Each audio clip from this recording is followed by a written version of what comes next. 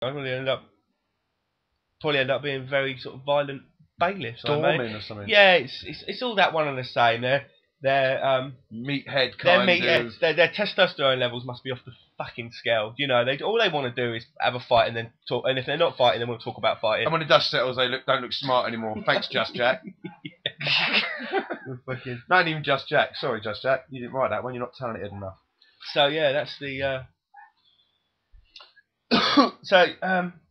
Anything else interesting in the paper, or shall we just kill ourselves?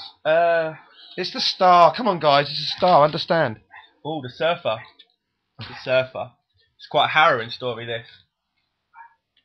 And if it's harrowing, you know exactly what's happened to the surfer without even knowing. Yeah, what I mean, I've got to tell you, he didn't survive. No, he didn't survive. They thought they got him, but apparently the bottom half of his thigh was completely ripped open. He was just torn to shreds. But it's the first fatal attack for a couple of years. But the surfboard, and when I say in half, I literally mean in half. Now I don't know what they're made from, surfboards. Prawn crackers, by the looks of it. It does look like someone's bit of prawn cracker. It does. That's me. He could have made a joke about the guy being Japanese, but we're not going to. We're sinking to new depths even for us. We're not even going to do the legless jokes. That is so old. No, we're not going anywhere near that. We're just going to sympathise with the guy. We're reporting the news as we see it. We haven't even done any of this journalism. We haven't gone out and sought these stories. But we are. I'm going to do another segue. We paid 10p. No, I want to talk about the shark. Okay, go on. We talk about the shark. Just tell me when you want to segue. Just give me a noise. Now, sharks are dangerous, big, mean bastards, aren't they?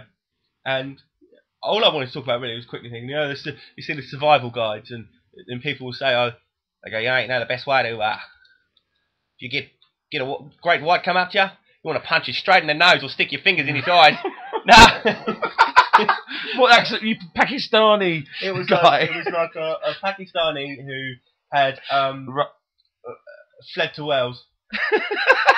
In the Bradford riots, I picked up the accent in the Leeds and Bradford riots of the 80s. It's a good try, though. I didn't realise it was over. It's a good try. I can't criticise you because I can't do it in Australia. I will try and get my accents honed down. I'll practice them first in the mirror. That makes sense. Yeah. So anyway, Karen, you can do it with the accent if you want. Still was quite. No, I'm not going to know. But I'm sorry. I just that's fine.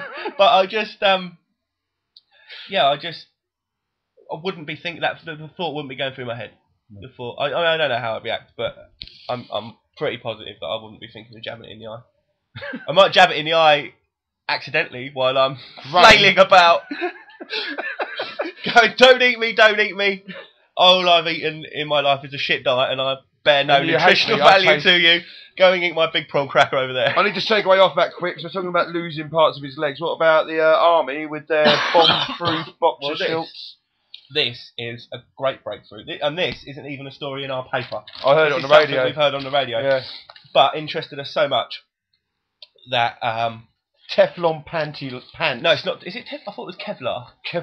Kevlar. Kevlar Kex. Khaki Kevlar Kex. Which I'm sure there probably will be khaki. No, in all seriousness. Well, that's the $1 million wound. They call it the $1 million wound. Yeah. When you lose a part of your appendage that is sort of, you can't have a fake one, or what do they call the limbs? They've got a name, haven't they? The limbs. Arms and legs. Yeah, but like they've got a name for them when they give them a really good one. It's got a name, isn't it? Upholsteries. Upholstery? Upholstery. They upholster out your body. No, it's got a name. Why are you telling me what it's called? Oh, because I ain't got the information. A false limb, basically. Prosthetic. Prosthetic. Yeah, we got there. Yeah. And we didn't even look it up. But I'm going to say that when they were interviewing these soldiers, and I was listening to it, I just got a bit of shell in my mouth for this coffee. How much did they blend the oyster? Everything, mate. Every single bit. Even that little slimy bit. Which looks like a clitoris. I wonder if we should be having this with Tabasco. You like oysters? No, okay. I've only had one oyster, and it was at the Oyster Festival. Did it come back up again? Very nearly. Yeah. And do you know where it nearly came up of? Right in my mum's face. Because she thought it'd be a good idea to stand right in front of me when I hit my first oyster. And I was so naive about oyster eating. You always see them in the films, and it looks very brash. Champagne, oysters. Two substances that I never need in this life. I think champagne is horrific. I think it's like a glorified cider. They say, the more expensive champagne. Champagne does get me drunk quick, so I do believe there's a theory in the bubbles. Yeah. And it's natural bubbles, isn't it? If you're hearing this, Carver, we quite like it. Carver or Dom Perignon. Or Lambrini. for the girls.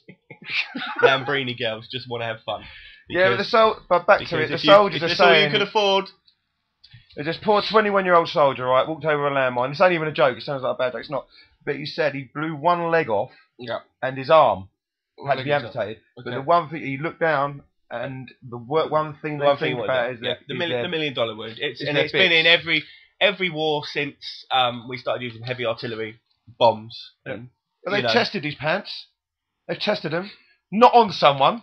It is in a highly scientific situation. I know they've got these substances now, like silicon and all that can recreate a man's balls, papoose, banana hammock, banana hammock, yeah, Big Jim and the twins. I know they can recreate all that now. The Mitchells and Crouch. Yeah, the Mitchells and Crouch.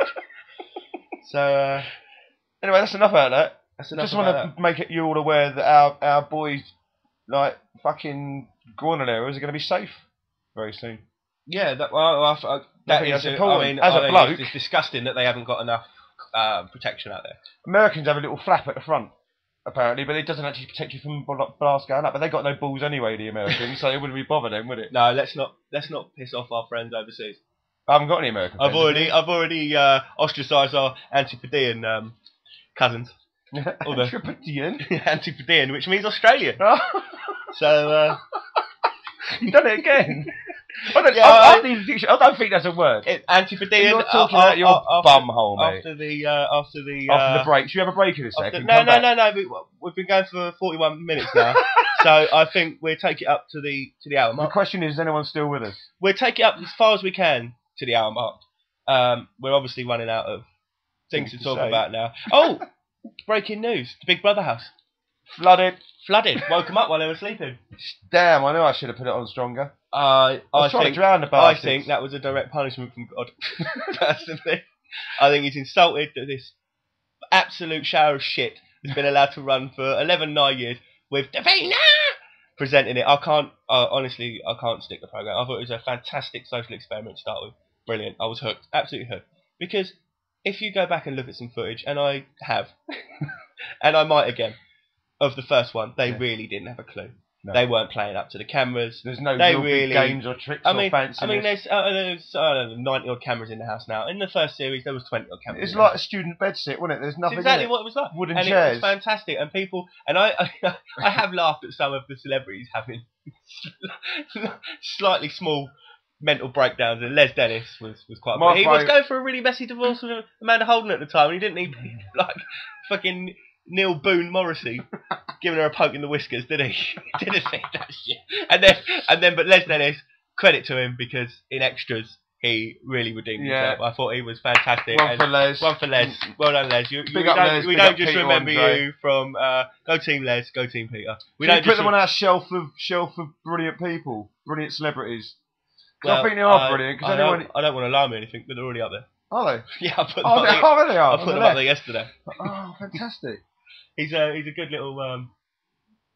Should we put them next to each other, or shall we stick Amy in the middle? No, she's not on our shelf. She's on our shelf of shit.